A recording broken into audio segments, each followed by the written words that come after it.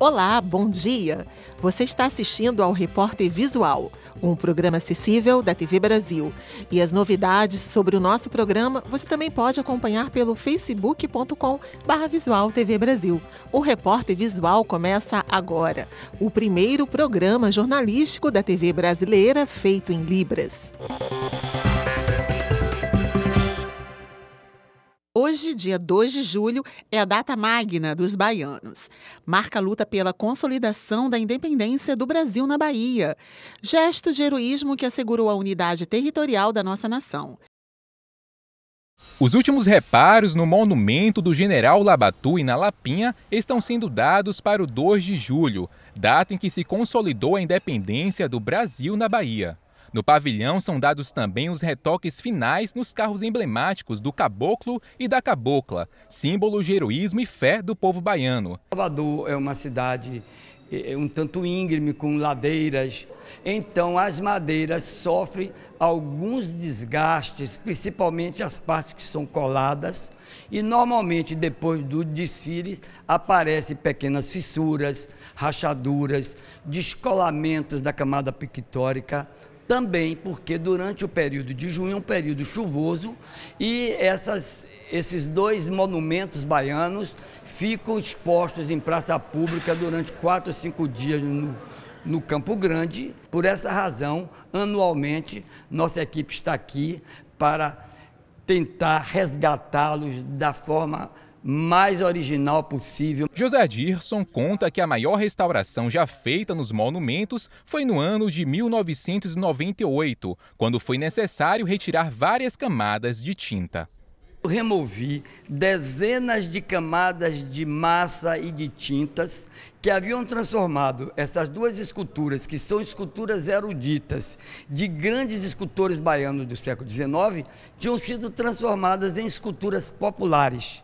Porque as camadas de tinta que lhes foram sendo acrescentadas ao longo dos anos transformaram a sua fisionomia, que é uma fisionomia bem esculpida, quase num monstrengo, como a documentação fotográfica que eu disponho pode mostrar isso. Desde 1824, a independência é comemorada com muitos festejos nas ruas. Este ano, as festividades ao 2 de julho têm como tema Luta pela Paz. Concurso de fachadas vai premiar as 3 melhores decorações de residências ao longo do trajeto do cortejo. Durante algum tempo, esse concurso ficou esquecido e a gente está retomando para quê? Porque a gente percebeu uma diminuição do número de fachadas decoradas. E a tradição começou a se perder, ao ponto que no ano passado só tinha uma fachada. Então a gente falou, vamos incentivar. Incentivar como? Vamos retomar o concurso, fazer para justamente aumentar a quantidade de fachadas decoradas. O sistema de avaliação da educação básica vai mudar. O exame indica a qualidade do ensino no país. E a partir do ano que vem, a educação infantil também será avaliada. De acordo com o Ministério da Educação, as crianças até 5 anos nas creches e pré-escolas não vão fazer nenhuma prova. A avaliação será feita com professores, dirigentes e equipe escolar. Serão analisados itens como infraestrutura, formação profissional e oferta de brinquedos. Aumentamos muito o acesso e não conseguimos ainda olhar para os fatores de qualidade, de qual educação efetivamente está sendo entregue nas creches e na educação infantil. Em 2019, também tem mudança para o ensino fundamental, onde estão as crianças e adolescentes entre 6 e 14 anos. A avaliação nacional da alfabetização, que era aplicada no 3º ano, passa para o 2º e vai incluir língua portuguesa e matemática. A medida ajusta a prova à Base Nacional Comum Curricular, definida pelo MEC no ano passado. E com a mudança, o exame não será aplicado neste ano.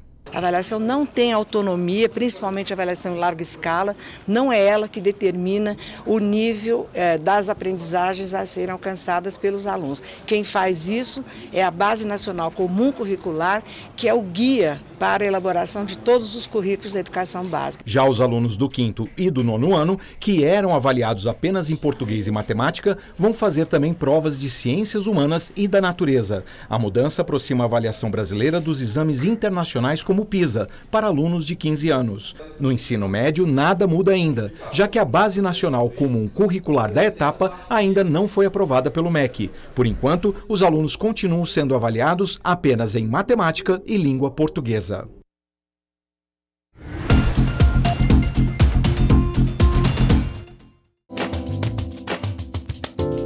Animais.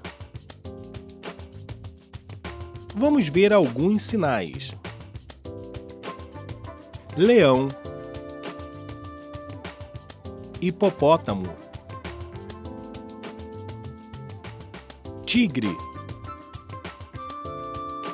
elefante,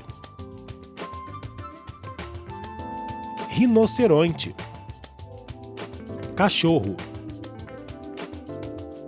gato, aranha, cobra, girafa, leão, hipopótamo, tigre, elefante, rinoceronte, cachorro,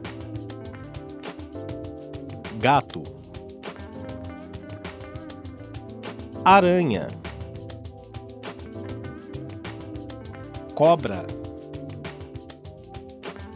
girafa. Agora vamos ver alguns destes sinais em frases que falem sobre o assunto animais. Hoje eu fui ao zoológico para conhecer alguns animais, que foram o rinoceronte, o elefante, a girafa, o leão e o tigre. Eu também conheci aranha e cobra, mas não gostei. Fiquei com medo. Mas gostei do passeio ao zoológico. O Rio de Janeiro está entre as cidades do país com mais moradores em áreas de risco. Os dados são do IBGE. Abril de 2010, deslizamentos de terra causados por fortes chuvas deixaram pelo menos 46 mortos e milhares de desabrigados no Morro do Bumba, em Niterói, na região metropolitana do Rio. Em todo o estado, foram mais de 200 mortes de moradores na mesma situação. Um estudo do IBGE mostra que em 2010 o Brasil tinha mais de 8 milhões de pessoas morando em áreas de risco. São lugares que estão expostos a ameaças de desastres naturais, como inundações, enchentes e deslizamentos de encostas. Quase 18% da população exposta a esses riscos eram idosos ou crianças. O Sudeste era a região com maior número de moradores em áreas de risco, seguido por Nordeste, Sul, Norte e Centro-Oeste. Salvador era a cidade com maior número desse contingente.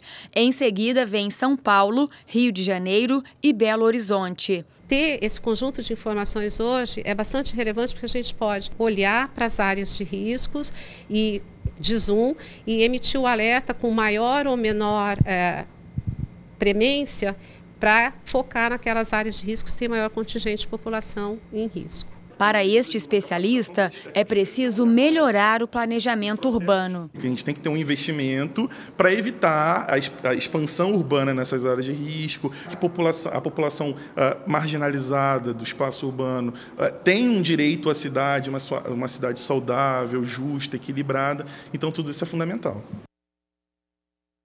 Acessibilidade. A seleção brasileira de esgrima em cadeira de rodas disputa a 4ª etapa da Copa do Mundo nesta quinta-feira. Carminha de Oliveira, Alexandro de Souza, Rodrigo Massaruti, Lenilson Tavares e Giovanni Guissoni. Essa é a equipe que vai estar em Varsóvia, na Polônia, entre os dias 5 e 9 de julho, para representar o Brasil na 4ª das 6 etapas da Copa do Mundo de esgrima em cadeira de rodas dessa temporada. É uma das competições internacionais mais importantes da esgrima em cadeira de roda no mundo. Ela é uma competição de nível A, ou seja, encontra-se os melhores esgrimistas do mundo. Para o Giovanni e para a Carminha especificamente, são campeonatos importantes para a classificação do ranking internacional. Giovanni Guissoni quer manter o bom momento na temporada. Em fevereiro eu tive Copa do Mundo na Hungria, onde eu conquistei 2 medalhas de bronze. Abril eu tive Copa do Mundo na Itália, em Pisa, 2 medalhas também. E recentemente vim da Copa do Mundo em Montreal, onde conquistei 2 medalhas também. E hoje eu sou atual primeiro no ranking mundial nas 2 armas, floreio e espada. Será a estreia do paranaense Rodrigo Massaruti, fora do Brasil, em 2018. É muito difícil, né? Eu acredito assim que ficar entre os 16 ali, tentar entrar entre os 10 ali, eu acho que é bem possível, né? Com uma atrofia na perna direita, causada por uma vacina vencida, Carminha vai estrear pela seleção brasileira. Eu estou sentindo confiante, quero trazer em nome da linha internacional.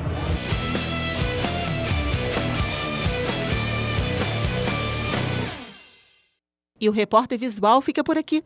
Pelo WhatsApp você tem um canal direto de comunicação com a gente. Anota aí o nosso número, 021 974 522 300. Muito obrigada pela companhia. Tchau.